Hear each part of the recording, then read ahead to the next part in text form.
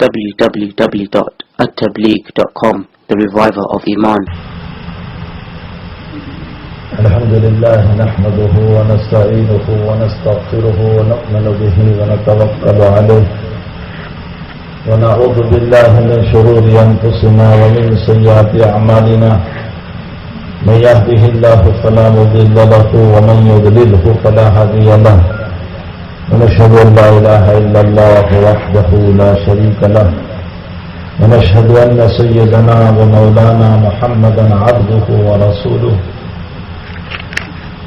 أما بعد أعوذ بالله من الشيطان الرجيم بسم الله الرحمن الرحيم إن هذا القرآن يهدي للتي هي أقوم ويبشر المؤمنين الذين يعملون الصالحات أن لهم أجرا حسنا ماكثين فيه أبدا وقال الله تعالى إن كنتم تحبون الله فاتبعوني يحببكم الله ويغفر لكم ذنوبكم وقال النبي صلى الله تعالى عليه وسلم تركت فيكم الثقلين لم تزلوا بعدي إن تمسكتم بهما كتاب الله وسنتي أو كما قال صلى الله عليه وسلم رواه أحمد. قابل التقریم حضرات علماء کرام، بزرگوں، بھائیوں، دوستوں، عزیزوں، ہمارا اس وقت یہاں جمع ہونا اور اس سے پہلے بہت سارے اجلاس ہوئے ہیں اور اس کے بعد بھی ابھی ہو رہے ہیں. حقیقت یہ ہے کہ اگرچہ اس وقت جو مسئلہ اٹھا ہوا ہے اور اسی مسئلے کے تحت جگہ جگہ پر جلسے منعقد کیے جا رہے ہیں،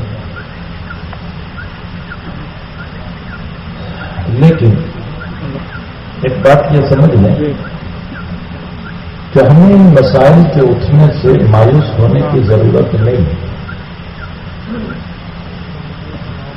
یہ اسلام کا ایک مسئلہ ہے، اسلام خطرے میں نہیں ہے. بہت سو کی زبان سے ہم نے سنا اسلام خطرے میں ہے. اسلام خطرے میں نہیں ہے. تم اپنی نمازیں پڑھ رہے ہو آزادی کے ساتھ مسجد میں، تم اپنی اذانیں دے رہے ہو آزادی کے ساتھ مسجد میں، تمہارے نکاح اپنی جگہ پر ہو رہے ہیں. ہاں، یہ ایک مسئلہ اس وقت اٹھا ہوا ہے، لیکن ان مسائل کا حل بھی اللہ ہی فرمائے. یہ ضرور ہے کہ ہمیں دنیا کے حالات سے باخبر رہنا چاہیے. سیاسی نشیب و فراز، اس کے داؤ پیش سے ہمیں ضرور واقف رہنا چاہیے.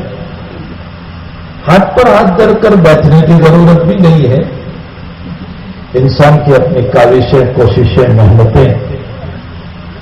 میں آپ کو ایک مثال سے سمجھاؤں کہ جناب نبی کریم صلی اللہ تعالی علیہ وسلم جب معراج میں تشریف لے گئے تو تعالیٰ جل شانہ کی طرف سے آپ کے لیے برات بھیجا گیا،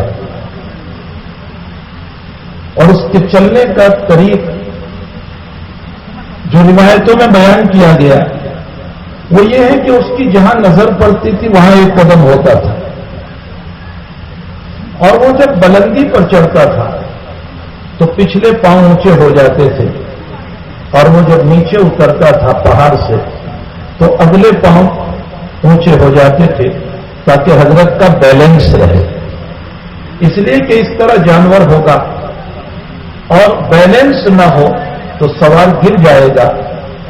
تو جہاں اس کی نظر پڑتی تھی وہاں تک ایک قدم ہوتا تھا، اور پھر بیت المقدس سے آسمان بالا پر آپ کا جانا جس شکل میں بھی ہوا، دو فرشتوں کے کندھوں پر ہاتھ رکھ کر یا سیڑھی، جو بھی شکل بنی. بہرحال معراج کا سفر وہ سفر ہے کہ جس سفر میں اللہ کی طرف سے وہ عنایتیں، وہ عطائیں، وہ بخششیں، آپ کے لیے وہ سواری کہ آپ ایک رات میں بیت المقدس تک اور ساتوں آسمان تک جا کر کے واپس آ گئے. لیکن یہی پیغمبر صلی اللہ علیہ وسلم جب ہجرت کے لیے سفر کر رہا ہے تو صدیق اکبر کے گھر ٹھیک دوپہر کے موقع پر پہنچے اور ابو بکر سے فرمایا کہ اپنے گھر پہ جو ہو ان کو نکال دو، مجھے راز کی بات کرنا ہے۔ فرمایا اللہ کے حبیب ہمارے گھر میں کوئی نہیں سوائے میری دو بیٹیوں کے، عائشہ ہے اور اسما ہے، بس یہ دو بیٹیاں میری ہیں۔ فرمایا ٹھیک ہے، مجھے اللہ نے ہجرت کی اجازت دے دی۔ تو صدیق اکبر نے فرمایا صحبت یا رسول اللہ، میں بھی آپ کے ساتھ چلوں گا۔ فرمایا نعم صحبت، جی ہاں آپ کو بھی میرے ساتھ چلنا ہے۔ فرمایا یا رسول اللہ میں نے اسی دن کے لیے 2 اونٹنیاں خرید کر رکھی ہے، ایک میرے لیے ایک آپ کے لیے۔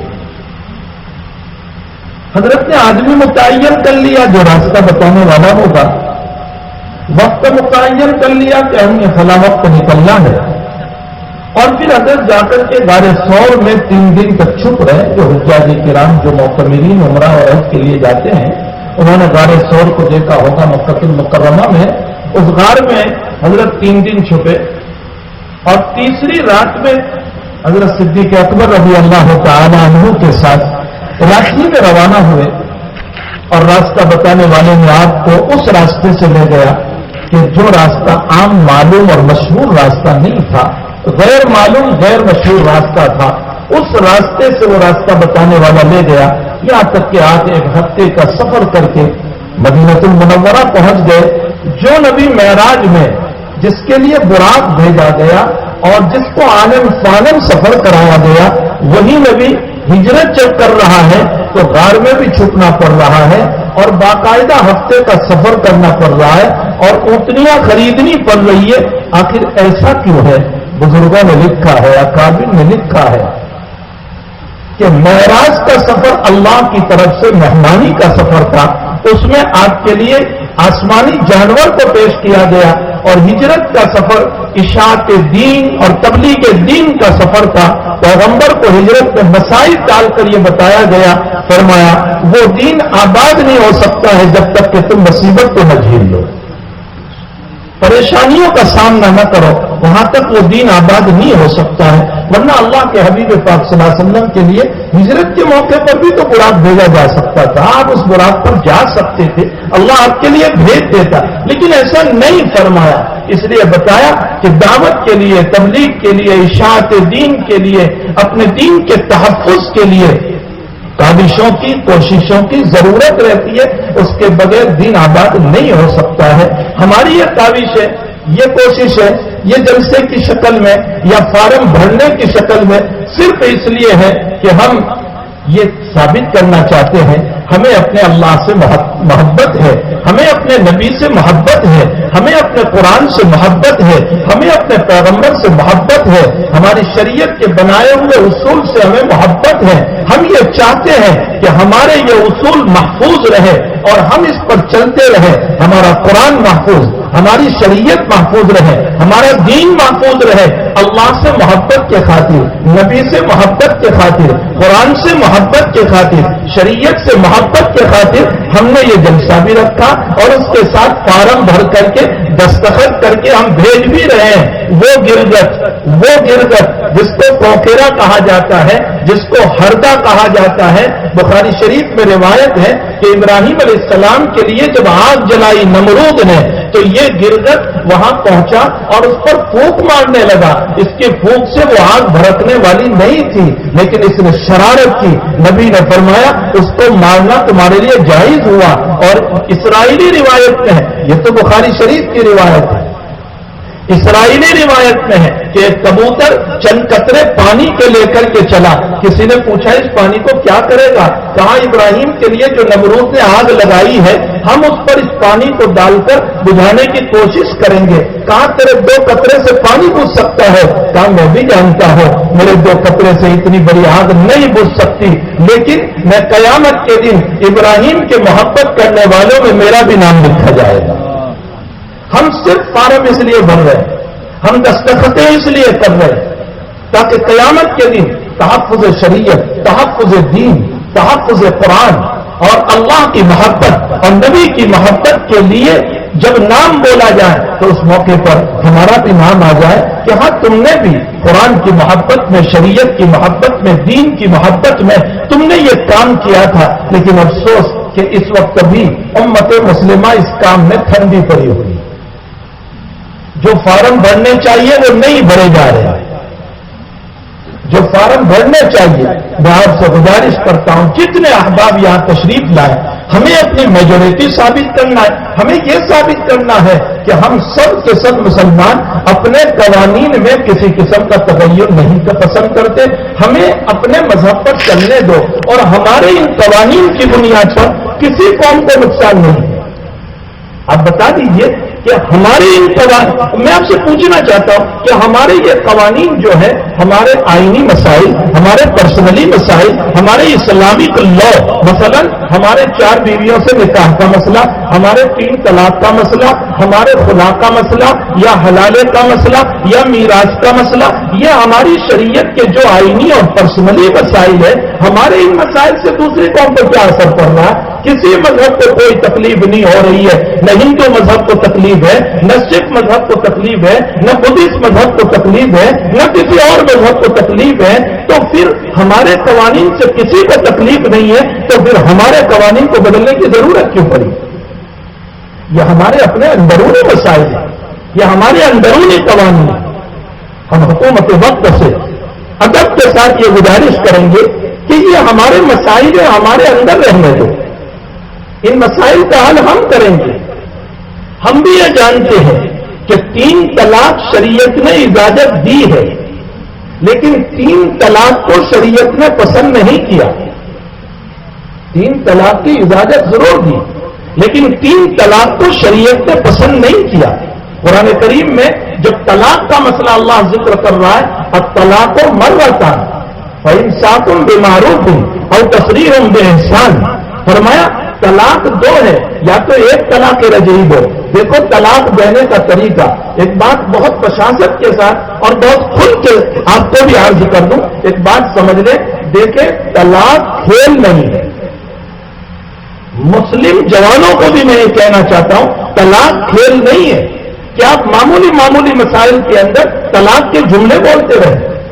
میں نے ابھی 2 جگہوں پر کہا، پھر میں اس بات کو دوہرا رہا ہوں. آپ نے طلاق دے دی کسی کی بیٹی کو، میرے بھائیوں اس کے باپ کو پوچھئے کہ تجھ پر کیا گزر رہی ہے. اس کی ماں سے پوچھئے تجھ پر کیا گزر رہی ہے. اس کی نیند حرام ہو چکی ہے.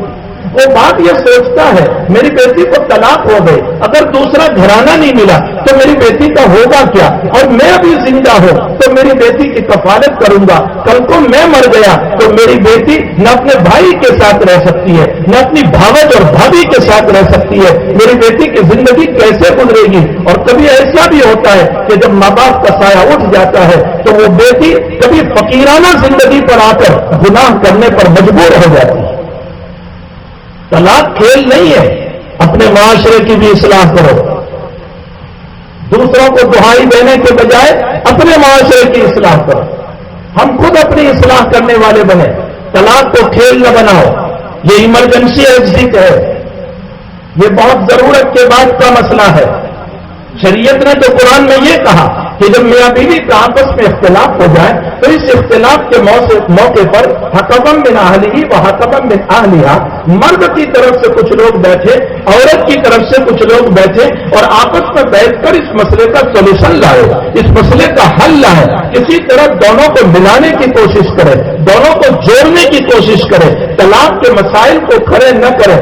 شوہر کو چاہیے کہ جھکنے کی کوشش کرے، شوہر کے ماں باپ کو چاہیے جھکنے کی کوشش کرے، بیوی کو چاہیے جھکنے کی کوشش کرے، بیوی کے ماں باپ کو چاہیے جھکنے کی کوشش کرے.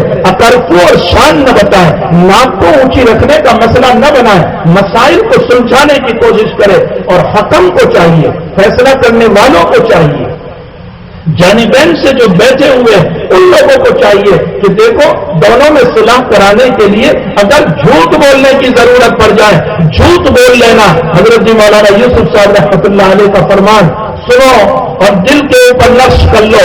حضرت جی رحمۃ اللہ علیہ نے فرمایا، حدیث کی روشنی میں میں کہہ رہا ہوں، حضرت فرماتے حدیث کی روشنی میں میں کہہ رہا ہوں کہ توڑ کرانے والے सच के मुकाबले में सुलह कराने वाला झूठ अफजल है।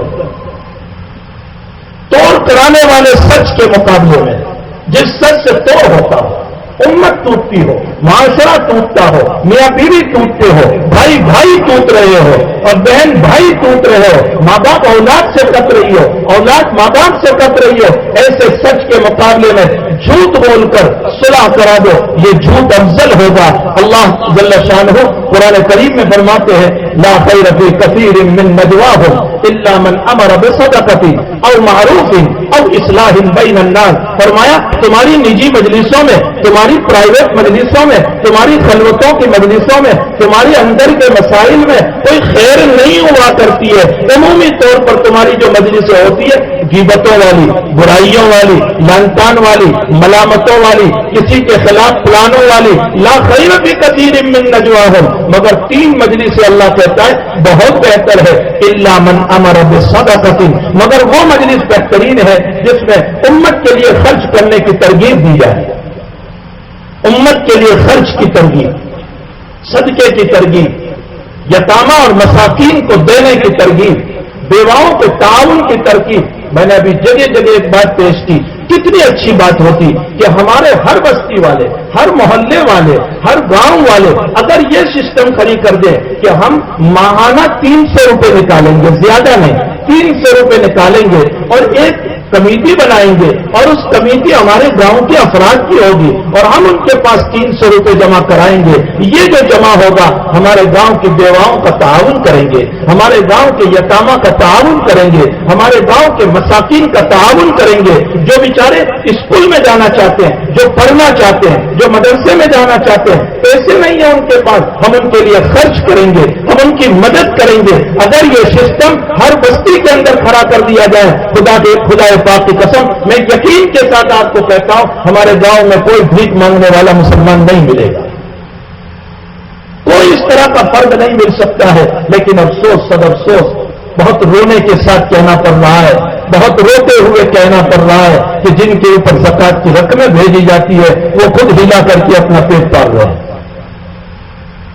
यतीमों को देना तो बहुत दूर की बात, मिस्कीनों पर खर्च तो बहुत दूर की बात, हीले करके खुद खा रहे हैं। ला खैर फी कसीरिन मिन नजवाहुम इल्ला मन अमर बिसदक़तिन औ मारूफिन, या जिसमें भलाई का हुक्म दिया जा रहा हो, बुराइयों से रोका जा रहा हो, अम्र बिल मारूफ किया जा रहा हो, नही अनिल मुनकर किया जा रहा हो, अल्लाह के उमूर जो अल्लाह ने हुक्म दिया वो उम्मत को बताए जा रहे हो और जिन कामों से उसने मना किया उन कामों से हम रुक रहे हो। इल्ला मन अमर बिसदक़तिन औ मारूफिन औ इस्लाहिन बैनन नास, या लोगों के दरमियान सुलह के लिए जो काम तुम करोगे, ये काम और ये मजलिसें तुम्हारी बेहतरीन मजलिस कही जाएगी। तो हुक्म को भी ये कहा गया कि अगर सुलह कराने के लिए झूठ बोलने की जरूरत पड़े, झूठ बोल लो। लड़के वालों को कहो, भाई लड़की और लड़की के वालिदैन तो तुम्हारी बड़ी तारीफ कर रहे थे, वो तो कह रहे थे मेरे दामाद बड़े अच्छे हैं, मेरे दामाद के दिल में मेरी बेटी की मोहब्बत है, वो तो आपकी बड़ी तारीफ कर रहे हैं। लड़की वालों के पास जाओ और लड़के वालों की तरफ से तारीफ पेश करो। मेरे भाइयों, दिल जला हुआ रख करके सुलह न कराओ, वरना जले हुए दिल से जली हुई बातें ही निकलेंगी। दिल को साफ सुथरा रखकर आका सल्लल्लाहु अलैहि वसल्लम मस्जिद नबवी में तशरीफ फरमा है। मस्जिद के इस दरवाजे की तरफ हजरत ने इशारा करके फरमाया, इस दरवाजे से अभी एक आदमी आएगा, वो जन्नती है। और इतने में एक सहाबी पानी वुजू का टपक रहा है, हाथ में चप्पल पकड़े हुए हैं, मस्जिद नबवी में तशरीफ लाए। मस्जिद में आकर नबी करीम सल्लल्लाहु अलैहि वसल्लम की बैठ गए।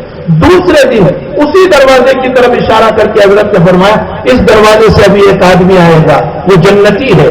वही सहाबी इसी हयत के साथ मस्जिद में तशरीफ लाए। तीसरे दिन अल्लाह के नबी ने फरमाया, इस दरवाजे से एक आदमी आएगा, वो जन्नती है। वही सहाबी तीसरे दिन भी तशरीफ लाए। हजरत अब्दुल्लाह इब्न अम्र इब्न आस रज़ी अल्लाह तआला अन्हु बहुत बड़े उब्बाद सहाबा में से है, बड़े इबादत गुजार सहाबा में से है। अल्लाह के नबी से सवाल फरमाया, या रसूलल्लाह मैं कितनी मुद्दत का कुरान पूरा करूं? बुखारी शरीफ में हजरत ने फरमाया 1 महीने में पूरा करो। फरमाया मुझे तो बड़ी ताकत है। फरमाया 15 दिन में पूरा करो। फरमाया मुझे तो और ताकत है। फरमाया 10 दिन में पूरा करो। फरमाया मुझे तो और ताकत है। हजरत ने फरमाया अच्छा 3 दिन में पूरा करो। 3 दिन में कुरान पूरा करो। अब उन्होंने इसी तरतीब से 3 दिन में कुरान पूरा करना शुरू किया, लेकिन जब बुढ़ापा आया तो कहने लगे नबी की रुखसत पर अमल करता तो अच्छा होता। अब बुढ़ापे में बन नहीं पा रहा है, लेकिन जबरदस्ती 3 दिन में पूरा करते थे। ऐसा आबिद सहाबी, ऐसा जाहिद सहाबी, खूब इबादत गुजार सहाबी, वो ये कह रहा है कि मैं तहज्जुद पढ़ता हूं, मैं नमाज पढ़ता हूं, मैं इबादत करता हूं, मैं फला करता हूं। आखिर इस सहाबी में वो कौन सी खुसूसियत है कि अल्लाह के नबी ने इसको जन्नती बताया? अब्दुल्लाह बिन आस सहाबी के मकान पर पहुंचे और उनसे फरमाया, मैं 2-3 दिन आपका मेहमान बनना चाहता हूं, इजाजत है? फरमाया जरूर रहिए। अरबों में दस्तूर था कि बड़ों को चचा कहते थे, छोटों को भतीजा कहते थे। फरमाया या आम मेरे चचा, मैं आपके घर पे। फरमाया भतीजे कोई हर्ज नहीं, रहो। अब रात हुई तो अब्दुल्लाह इब्न अम्र इब्न आस सो गए और चादर खोल करके थोड़ा सा देख रहे, चादर खोलकर कि ये सहाबी रात में कौन सी इबादत करते हैं, ताकि वो इबादत मैं भी करूं, मुझे भी जन्नत की बशारत मिले। लेकिन वो सहाबी तो रात में ईशा की नमाज के बाद तशरीफ लाए, बिस्तर पर आए और अल्लाहुम्मा बिस्मिका अमूतु व अहया दुआ पढ़ी और बिस्तर पर लेट गए। फजर की अजान के मौके पर उठे, रात में तहज्जुद भी नहीं पढ़ी, कोई इबादत भी नहीं की, फजर की नमाज पढ़ी। अब्दुल्लाह इब्न अम्र इब्न आस कहने लगे अल्लाहु अकबर, इन्होंने तो रात में न कुरान पढ़ा न इबादत की। खैर दिन गुजरा, दूसरी रात में इसी तरह देखा कि अल्लाहुम्मा बिस्मिका अमूतु व अहया, बस वहां ली चादर, सो गए, फजर हो गई। तीसरे दिन भी यही मसला हुआ कि तीसरे दिन भी वो आए, आने के बाद अल्लाहुम्मा बिस्मिका अमूतु व अहया, चादर ली और सो गए।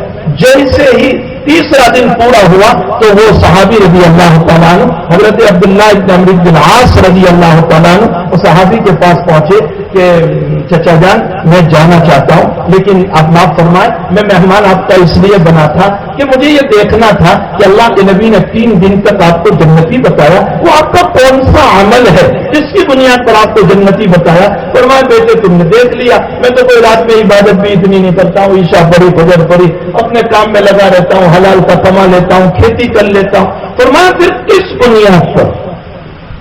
अब्दुल्लाह इब्न अम्र इब्न आस रज़ी अल्लाह तआला अन्हु फरमाते हैं कि मैं अपने दिल में ये कहने लगा कि मेरे समझने में गलती हो रही है, नबी का कलाम झूठा नहीं हो सकता, ये है जन्नत। जब मैं वहां से निकलने लगा तो वो सहाबी ने मुझे बुलाया और फरमाया या इब्न अखी, और मेरे भतीजे इधर आओ, इधर आओ, जैसे मैं तुम्हें एक बात बताऊं।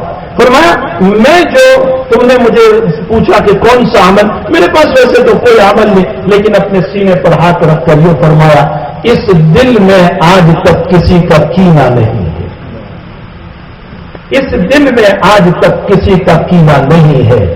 सहाबी रजी अल्लाह तआला अन्हु हज़रत अब्दुल्लाह इब्न अम्र इब्न आस उसी वक्त अजब अंदाज में यूं कह रहे हादा हुआ, हादा हुआ, हादा हुआ, यही वो आपका अमल है कि नबी ने आपको जन्नती बताया।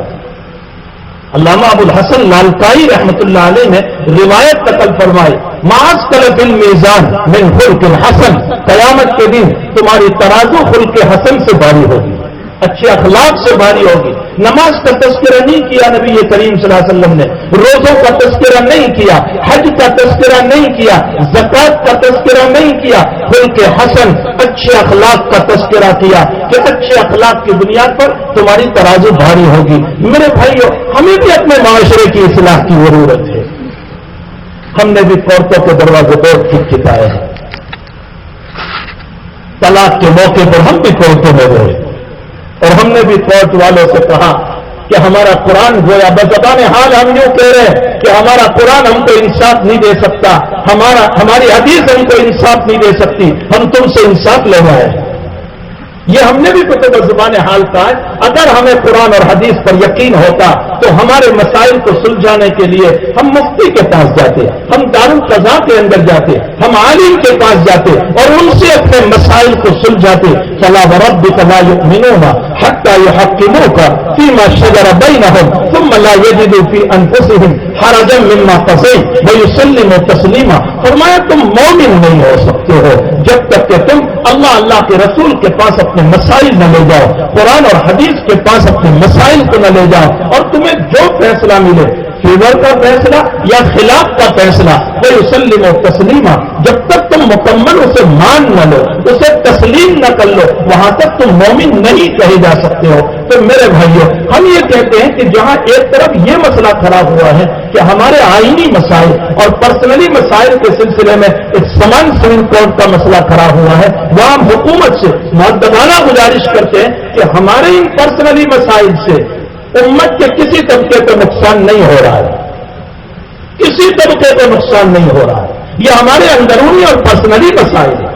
پھر یہ کہ آپ یہ فیصلہ اور یہ ڈسیزن اس لیے لینا چاہ رہے ہیں کہ مسلمان عورتوں پر ظلم ہو رہا ہے، ہم بھی اس بات کو کہتے ہیں، ہمارے نبی نے بھی اس بات کو کہا ہے کہ 3 طلاق کا جواز ہے، لیکن آپ تشریحات کو پڑھیں، علماء کے اقوال کو پڑھیں، محدثین کے اقوال کو پڑھیں، صاف صاف طور پر کتابوں میں ہے 3 طلاق تک نہ جاؤ، 1 طلاق رجعی دے دو، 2 طلاق رجعی دے دو، 3 مہینے میں اگر تیرا دماغ درست ہو گیا، اس کا دماغ درست ہو گیا، غصہ ٹھنڈا ہو گیا، تو اس صورت میں تو 3 مہینے کے اندر بات کر کے یا ہاتھ پکڑ کر بغیر نکاح کے بھی تو لا سکتا ہے۔ یہ طلاق رجعی کا مسئلہ ہے، جب اس طرح بھی اصلاح ہو سکتی ہے تو 3 طلاق تک جانے کی ضرورت کیا رہی؟ ایک بڑا مسئلہ ان کو خلجان یہ ہوا ہے، ان خلجان کو ہمیں رفع کرنے کی ضرورت ہے، ان مسائل کو ہمیں رفع کرنے کی ضرورت ہے، ان ذہنی مسائل کو ہمیں دفع کرنے کی ضرورت ہے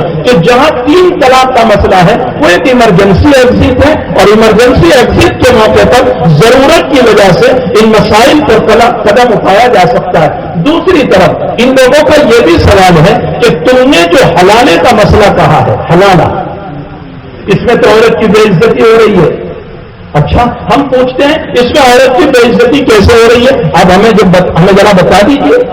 تو کہہ رہے ہیں کہ جب 3 طلاق پڑی، عدت گزاری، اب دوبارہ شوہر اس کو اپنے نکاح میں لانا چاہتا ہے، تو اس موقع پر ہم کیا کرتے ہیں؟ کہا کسی سے نکاح کرا دو، 1 دن کے لیے، 2 دن کے لیے، 3 دن کے لیے تم نے نکاح کرا دیا، اب اس کے بعد وہ 1 مرتبہ اس سے مل کر کے پھر اسے طلاق دے دے، پھر عدت گزار کر، یہ تو عورت کی کتنی بے عزتی ہو رہی ہے۔ ہم نے کہا اگر جو مولوی اور مفتی یہ فتویٰ دیتا ہو تو وہ مولوی اور مفتی بھی مجرم ہے، اور جو حلالہ اس طرح کر رہا ہے اللہ کی نگاہ میں وہ بھی مجرم ہے۔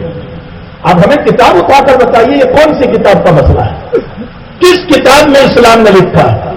کس جگہ پر قرآن نے یہ بات کہی ہے؟ کس جگہ پر حدیث نے یہ بات کہی ہے کہ 1 دن کے لیے نکاح کرا کر حلالہ کراؤ، 2 دن کے لیے نکاح کرا کر حلالہ کراؤ؟ یہ تمہاری غلط فہمی ہے، تم ہمارے اکابر کے پاس نہیں آئے، تم ہمارے علماء کے پاس نہیں آئے، تم ہمارے بزرگوں کے پاس نہیں آئے، تم ہمارے مفتیوں کے پاس نہیں آئے، تم ہمارے محدثوں کے پاس نہیں آئے، تم نے اپنے اعتبار سے ایک چیز کو ظلم سمجھ کر تم نے بیان کرنا شروع کر دیا۔ کاش آپ ہمارے اکابر کے پاس آتے، ہمارے بزرگوں کے پاس آتے، ہمارے مفتیوں کے پاس آتے، تو آپ کو پتا چلتا کہ شریعت میں کہیں یہ مسئلہ نہیں لکھا ہے کہ حلالے کا یہ طریق ہو کہ 1 دن نکاح کرا کر۔ شریعت تو یہ کہتی ہے کہ اگر 3 طلاق ہو گئی، اب اگر حلالے کا مسئلہ وہ دوسرا نکاح کر لے، دوسرا شوہر مرے یا بالاتفاق کسی مسئلے میں طلاق ہو جائے اور شوہر اول اب لانا چاہے تو لا سکتا ہے، باقی شوہر اول کے لیے حلال کرنے کا مسئلہ یہ کتابوں میں لکھا نہیں ہے، یہ غلط فہمی ہے، اور اسی کے ذریعے سے تم نے عورت پر ظلم کے مسئلے کو ثابت کیا۔ حقیقت یہ ہے کہ تم ہمارے بزرگوں سے اس مسئلے کو سمجھتے تو کبھی یہ مسائل پیدا نہ ہوتے۔ بہرحال یہ مسائل آئے دن اٹھ رہے، اس سے پہلے بھی اٹھتے، اس کے بعد بھی اٹھیں گے۔ یاد رکھو ان مسائل کی وجہ سے ہمیں نہ مایوس ہونے کی ضرورت ہے، نہ پریشان ہونے کی ضرورت ہے۔ ہاں، ہم حکومت وقت سے یہ بات ضرور کہتے ہیں جو اس سے پہلے بھی میں 2 جلسے میں کہہ چکا ہوں، پھر اس کو یہاں دہراتا ہوں کہ ہم حکومت وقت سے کہتے ہیں ہمیں مذہبی رہنے دو، ہمیں مذہب پر چلنے دو، اس لیے کہ جو مذہب کا وفادار ہوتا ہے وہ ملک کا بھی وفادار ہوگا، اور جب مذہب کا غدار بناؤ گے تو پھر ملک کی بھی غداری ہو جائے گی۔ ہمیں مذہبی رہنے دو، ہمیں مذہب پر چلنے دو، ہمیں دین پر چلنے دو، ہمیں شریعت پر چلنے دو، اور ہمارے ان پرسنلی مسائل سے کسی قوم کو، کسی مذہب والے کو کوئی نقصان نہیں ہو رہا۔ تو جہاں یہ مسائل ہے وہاں ہمیں بھی اپنے معاشرے کی اصلاح کی بہت ضرورت ہے۔ بلا وجہ کے طلاق کے مسائل کھڑے نہ کریں، بلا وجہ کے میراث اور میراث کے مسائل کو مکمل طور پر ادا کریں، اپنی بہنوں کی میراث دیں، اپنے بھائیوں کا میراث دیں، مال میں غبن دھوکہ نہ کریں، مال کھا جانے کی کوششیں نہ کریں، جو شریعت کے مسائل ہے ہمیں بھی ان مسائل پر عمل کرنے کی ضرورت ہے. اور اگر کبھی یہ مسائل پیش آ جائے بجائے کورٹوں تک جانے کے, بجائے پولیسوں تک جانے کے, ہم اپنے مسائل کو اپنے مفتیوں سے, اپنے علماء سے, اپنے دارالقضاء سے ان مسائل کو حل کرنے والے بنے. اگر ان مسائل کو ہم نے اپنے علماء سے حل فرمایا انشاءاللہ تعالی یہ نوبت کبھی نہیں آئے گی کہ ہمارے مسائل کی ترمیم اور تبدیلی کا مسئلہ کھڑا ہو. اس لیے ہمیں بھی اصلاح معاشرہ کی ضرورت ہے. اور میں نے ایک بات شروع میں بتائی کہ سیاست کے حالات سے بھی اور نشے و فراز سے بھی ہمیں واقف ہونا چاہیے. حضرت مولانا علی میاں صاحب رحمۃ اللہ علیہ جو ایک جہاں دیدہ انسان جس نے دنیا کا سفر کیا اور جس کے سامنے دنیا بالکل ایک نقشے کی طرح سامنے تھی, جس کے عروج و زوال کا اثر کتاب یہ دنیا کو بہت کچھ سبق دے رہی ہے. حضرت مولانا نے فرمایا کہ ایک آدمی بڑا عبادت گزار تہجد گزار بھی ہے لیکن دنیا کے حالات سے اور نشے و فراز سے واقف نہیں ہے اور سیاست سے اور حالات سے واقف نہیں ہے. فرمایا خطرہ ہے اس بات کا کہ تہجد تو درکنار 5 وقت کی نمازیں بھی کہیں اس کی چھوٹ نہ جائے. اس لیے اس سے باخبر ضرور رہنا چاہیے لیکن اس کے ساتھ ہمیں اپنی زندگی کو تقوی پر لانے کی ضرورت ہے. اپنی زندگی کو پاکیزہ بناؤ اور نبی کریم صلی اللہ علیہ وسلم کی مبارک سنت پر اپنی زندگی کو لاؤ. دیکھو غزوہ احد کے اندر جن 50 صحابہ کرام کو اوپر کھڑا کیا تھا اللہ کے نبی نے فرمایا ہماری شکست ہو یا ہماری کامیابی ہو اپنی جگہ نہ چھوڑنا. لیکن کچھ صحابہ نے کامیابی کو دیکھ کر جگہ کو چھوڑی. نتیجہ یہ ہوا کہ شانوں کی طرف سے آیا ہوا میدان ہاتھ سے نکل گیا اور قرآن نے اس کو بہت اچھے انداز میں نقل فرمایا. غم بغم لکی لا تحزنوا علی ما فاتکم ولا ما اصابکم. فرمایا تم نے میرے نبی کو غم پہنچایا اور ان کی باتوں کو نہیں مانا جس کی وجہ سے تمہیں بھی غموم کا مطالبہ غموم کے اندر جانا پڑا. تو کہنے کا مطلب یہ ہے کہ نبی کی ایک بات کی خلاف ورزی وہاں پر ہوئی, اجتہادی خطا ہو گئے, لیکن ایک مسئلے میں نبی کی خلاف ورزی ہوئی, نبی کے ہوتے ہوئے حالات آ گئے. یاد رکھو سنت رسول کو چھوڑو گے تو بزرگوں کے ہوتے ہوئے, صالحین کے ہوتے ہوئے, اولیاء کے ہوتے ہوئے, علماء کے ہوتے ہوئے بھی اللہ کی طرف سے حالات اتر سکتے ہیں. اس لیے ہمیں چاہیے کہ اپنی زندگی کو محمد رسول اللہ صلی اللہ علیہ وسلم کی مبارک سنت پر لائیں. حضرت حکیم الاسلام قاری طیب صاحب نور اللہ مرتبہ کی مجلس میں ایک مرتبہ بیٹھا ہوا تھا. حضرت قاری صاحب رحمۃ اللہ علیہ نے حضرت نانوتوی رحمۃ اللہ علیہ کے زمانے کا ایک خواب پیش کیا. فرمایا شاہ چراغ علی ایک بہت اللہ والے تھے, بڑے بزرگ تھے. انہوں نے خواب دیکھا کہ اللہ کے حبیب پاک صلی اللہ علیہ وسلم دیوبند کے کسی مکان میں تشریف لائے اپنے چاروں رفقا کے ساتھ. چراغ علی فرماتے کہ میں نے حضرت نانوتوی سے فرمایا چلو اللہ کے نبی تشریف لائے ہم ملاقات کے لیے چلے. خواب میں دونوں بزرگ چلنے لگے. شاہ چراغ علی دوڑ رہے, حضرت نانوتوی دھیرے دھیرے چل رہے ہیں. شاہ چراغ علی نے مولانا قاسم صاحب سے فرمایا مولوی قاسم تمہیں محبت نہیں ہے, جذبہ نہیں ہے, دوڑتے کیوں نہیں ہو ملنے کے لیے؟ فرمایا میں تو اسی طرح چلوں گا. شاہ چراغ علی دوڑتے ہوئے پہنچ گئے, مسافہ ہوا, اللہ کے نبی نے اپنی پڑوس میں بٹھا لیا. تھوڑی دیر کے بعد حضرت مولانا قاسم صاحب نانوتوی رحمۃ اللہ علیہ پہنچے, مسافہ ہوا, اللہ کے نبی نے اپنی گود میں بٹھا لیا. شاہ چراغ علی کھڑے ہوتے فرمایا حضرت ایک مجھے سوال ہے بہت ادب کے ساتھ, اگر حضرت کی اجازت ہو تو میں عرض کروں. اور جس نے نبی کو خواب میں دیکھا اس نے نبی ہی کو خواب میں دیکھا. فرمایا کیا سوال؟ فرمایا جتنے محبت اور جذبات میں میں آیا قاسم اتنے جذبات میں نہیں آیا ہے. آپ نے مجھے پڑوس میں بٹھایا, اس کو اپنی گود میں بٹھایا تو حضرت نے فرمایا میرا قاسم میرے قدموں کے نشان کو تلاش کرتا ہوا آیا ہے کہ جہاں نبی کا قدم پڑا ہے میں قدم رکھوں مجھے برکت مل جائے. مجھے معلوم ہے وہ مجلس حضرت قاری طیب صاحب رحمۃ اللہ علیہ رو رہے تھے اور فرمایا نبی کے قدم پر قدم رکھنے سے نبی کی گود نصیب ہوتی ہے, نبی کی زندگی پر زندگی رکھنے سے یاد رکھو نبی کی سفارش نصیب ہو جائے. اپنی زندگی کو بھی درست کرو, حضور پاک صلی اللہ علیہ وسلم کی مبارک شریعت پر لاؤ اور اپنے آپ کو دین متین پر چلاؤ. میراث کے مسائل کو ڈھنگ سے ادا کرو, طلاق کے مسائل میں بہت آگے نہ بڑھو, شریعت کے قوانین کی پابندی کرو, عورتوں کے چکر نہ کھاؤ, اپنے علماء اور مفتیوں سے حل فرماؤ. اللہ جل شانہ ہم تمام کو اپنے اکابر سے اپنے بزرگوں سے وابستگی نصیب فرمائے. آج ہماری کمی یہ بھی ہے کہ ہم اپنے بزرگوں سے وابستہ نہیں رہتے, اپنے اکابر سے وابستہ نہیں رہتے. ہمارے ان بزرگوں کو حضرت مولانا اسرار الحق صاحب دامت برکاتہ العالیہ جو اتنے دور سے سفر کر کے اس بڑھاپے میں ضعیفی میں یہاں تک تشریف لائے. ہمارے حضرت مولانا سلمان صاحب بابا برکاتہم العالیہ اتنے دور سے، کیا ان کو کیا غرض ہے؟ بس غرض یہی ہے کہ اللہ کے نبی کا دین اللہ کے بندوں تک پہنچایا جائے.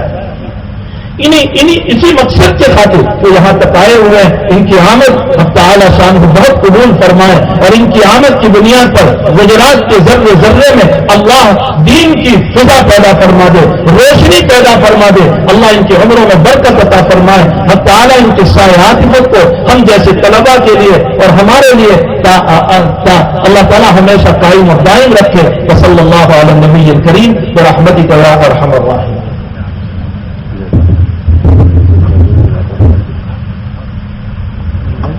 جزاکم اللہ تعالی احسن الجزاء. حضرت www.attableek.com, the reviver of